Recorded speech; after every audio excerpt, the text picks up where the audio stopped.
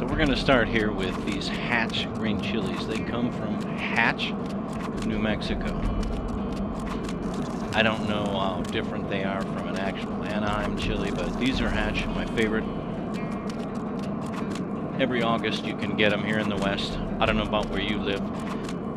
The idea here is to burn the skin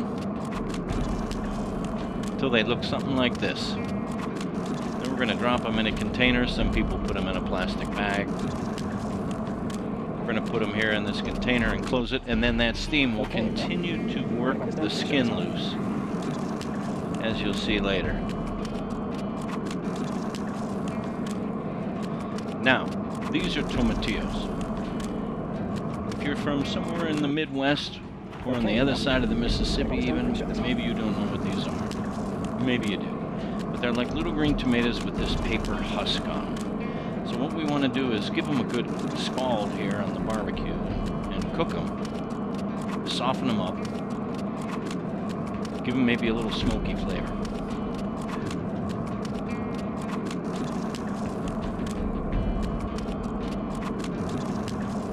We're going to throw these on here again, like pretty hot grill, 350 degrees maybe. Here's the chilies. Look at how they've sweated in there. They're nice and hot. You can see all that steam. It's going to make them super easy to peel later. Tomatillos are looking good. The tomatillos and the green chili, along with some garlic and a little bouillon, are going to make the base of our sauce here, our green chili sauce. Here they are. These are done. Let's take them out of here. I'm going to speed up parts of this video for brevity. Alright, these look pretty good. We're going to take these inside. So here's our chilies.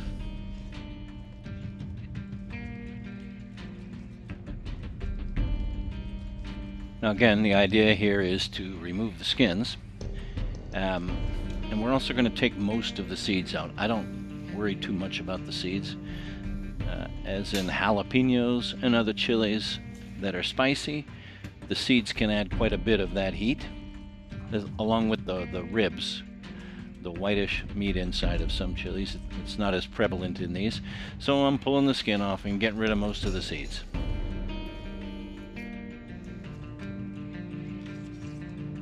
These chilies just like this in a nice strip, wonderful on a burger. You can chop them up, put them in eggs. You can make green chili salsa with onions and tomatoes, and there's many things you can do with these green chilies. And our tomatillos, we're going to process these by removing the skin, the papery skin, and plucking out that center stem. Everything else I pretty much leave in and throw it in the blender.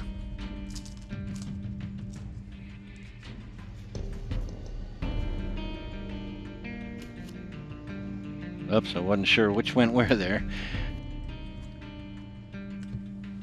Now let's try this again. Okay, we'll put the husks in the bowl on my right, and we'll keep the tomatillos in this bowl. Okay, got it.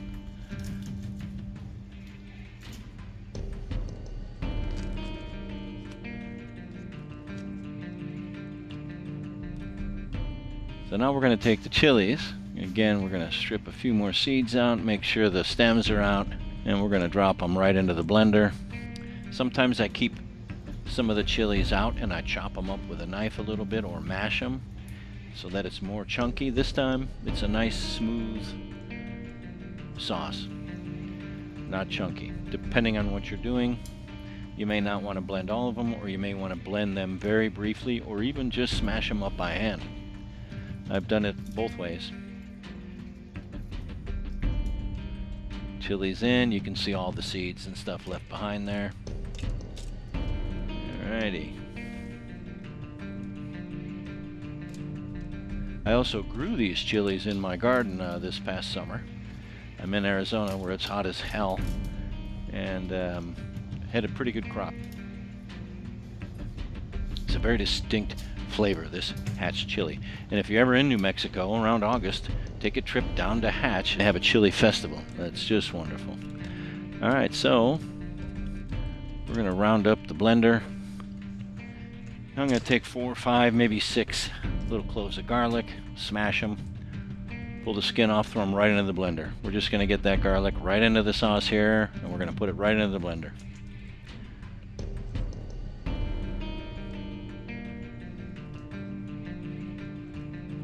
You got to use fresh garlic here. I use garlic seasoning, garlic powder, garlic salt sometimes, but nothing beats that good, rich taste of real garlic. And it has some health benefits as well. And at my age, I need health benefits to counteract the health detriments that I have and maybe continue to participate in occasionally.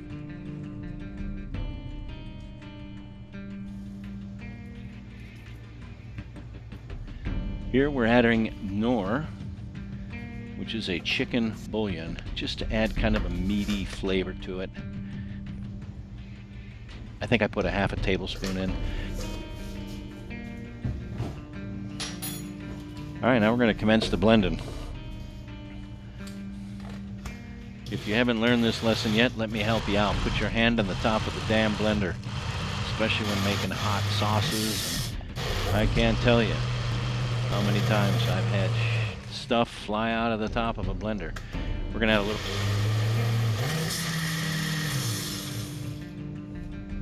more water. It's a little thick. Alright, that's probably good right there. Ooh, a little burp. I like that. Doesn't that look lovely? That is all chilies.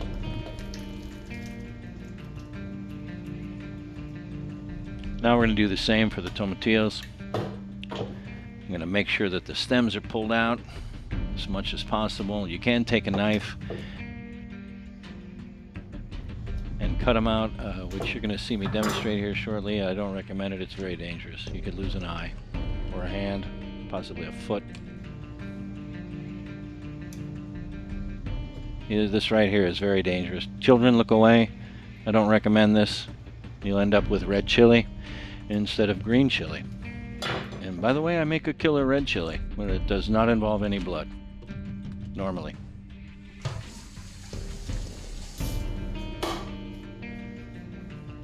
Okay, so here we got tomatillos. We're going to add a little water to that, and we're going to throw these in the blender, and then that's going to be it for our sauce. Oh, look at that. How brave. Pull the lid off while it's turning. Foolish, one might say, but brave nonetheless. Alright, let's get that out of the way. This is going to go right into our bowl. Oh, look at that. Beautiful green, isn't it? Now, I haven't put any salt or anything else in there besides the garlic and the nor bouillon, which has a considerable amount of salt. Okay, so we're going to set this aside, and we're going to move on to the browning of the meat. Now, I'm going to brown this in stainless steel, which is what I prefer. So we're going to make sure this pan is hot. You drop some water in there. I'm sure you've seen this. This is a fairly hot pan. The water forms little balls and rolls around. It's ready to go. Then you add oil. You don't ever add oil to a cold pan. Remember that. Oil, hot pan. Oil goes in. We're sprinkling some flour in the meat. We're going to kind of mix that around by hand in the flour. And this flour ultimately will be what makes this sauce thicker. Now we're going to toss that right in there.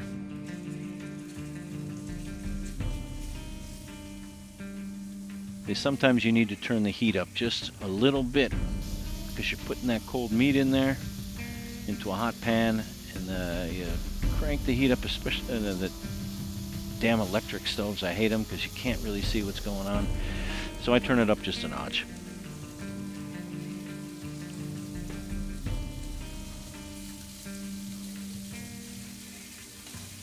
Let that sizzle a bit and brown, flip it around. Now this isn't just to brown the meat, this is also to leave behind some burnt, caramelized flour and meat and ultimately onions in the pan. This all goes together to give it the flavor. A little bit more oil in there. Got a lot of heat. I do get impatient sometimes when I should brown it a little bit longer. Sometimes I don't. Patience is not one of my strong suits. A little more flour over here.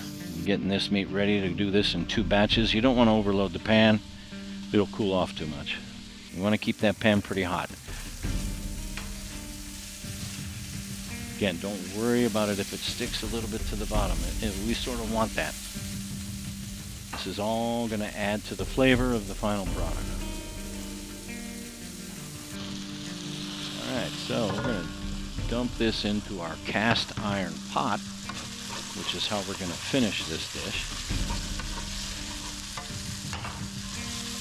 There we go. We're going to put the rest of that in there.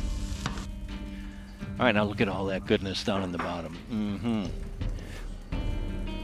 maybe I'll taste that. Alright, a little more oil. That heats up pretty quickly. We got a lot of heat here. Maybe a little more flour in there. You see, I got the onions staged. They're going to go in after this. And some people may put the onions in first. Some may put them afterwards. I like to put them in afterwards. And then you add a little water once they're browned a bit, and it kind of cleans up the whole pan. It's a process.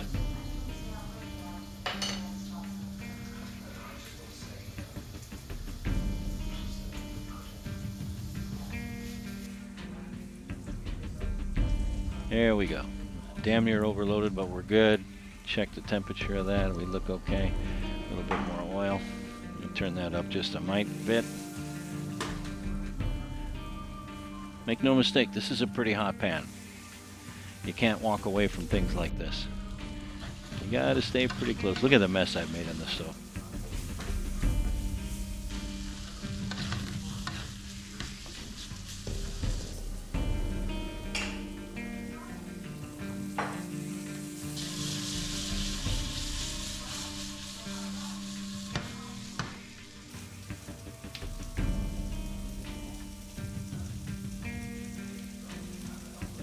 Speaking of cleaning, I might as well take care of that.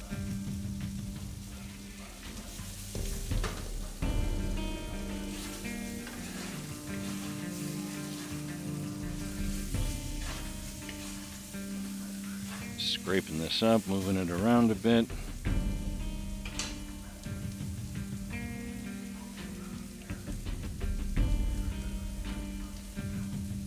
Tiny bit more oil. You really don't want it to get dry. And as a reminder, I would not do this in Teflon. High temperature in a Teflon pan is a bad thing. There's all kinds of chemicals and potential health risks. I would avoid that like the plague. Oh, that one's for the dogs.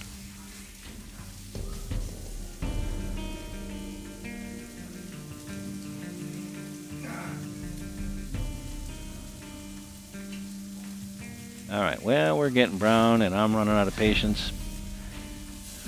Yeah, we're going to dump that in there. There we go. Put that all in there.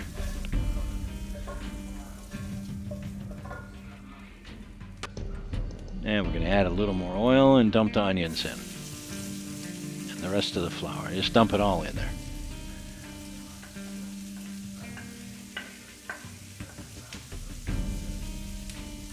And we want to cook these till they start to get kind of clear and brown, but you know, my patience level, you know how it is.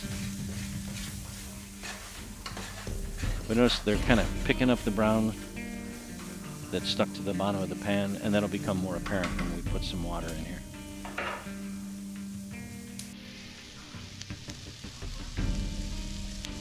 And they're definitely getting brown.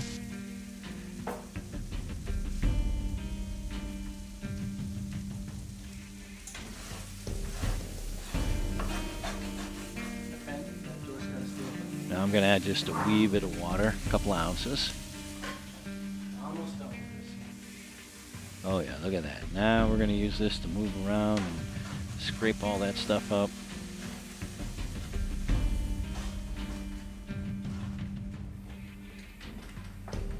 That's the thing about stainless steel. It may look like, oh boy, it's burnt on there, that ain't coming off. It generally cleans up pretty easy. And again, no harmful chemicals. Alright, well, guess where this is going. You guessed it.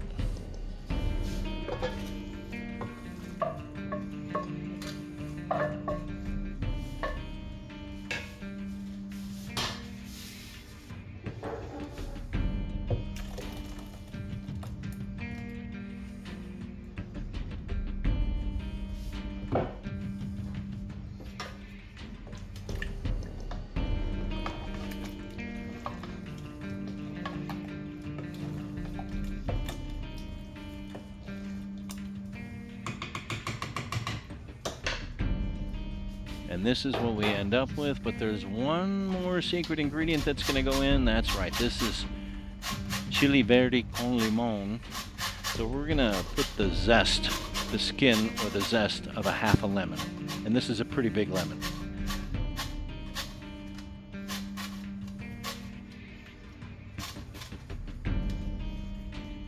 And then we're going to squeeze the juice out of it.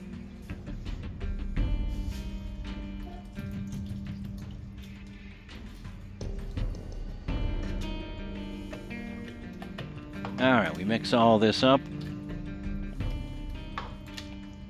Now we're going to slow cook this. The longer the better. The pork becomes tender, the sauce becomes rich, it becomes one instead of a bunch of different ingredients. And here we are in my secret cooking area out in the garage. I'm going to put this in this double door oven, 275.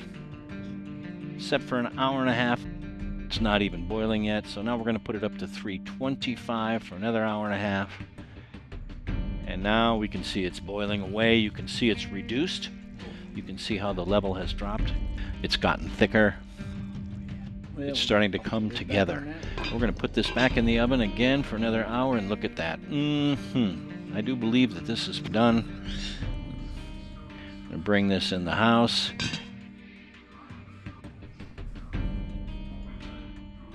And this is what it looks like served up. If you're interested in the recipe for that rice or the tortilla, I've got a video for those as well, and who knows what else, and who knows what I'll do in the future. It's not all going to be about cooking.